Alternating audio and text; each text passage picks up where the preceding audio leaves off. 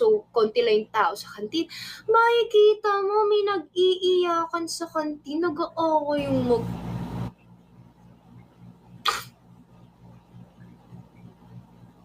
Seryoso ba kayo? Talaga ba sa harap ng mga tao kayo mag-iiyakan at mag-aaway?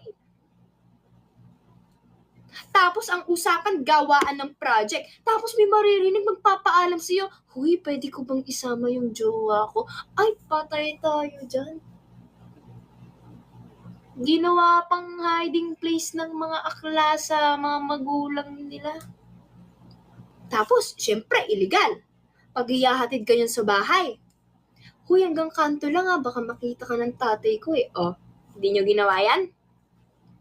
Hindi nyo ginawa yan? Ako, hindi ko ginawa yan kasi atid sundo ako. Lolo mo pala sumundo sa'yo sa Maharani. Aba, sinong nagsabi yan? The secret life. Multuhin ka sana ng lolo ko.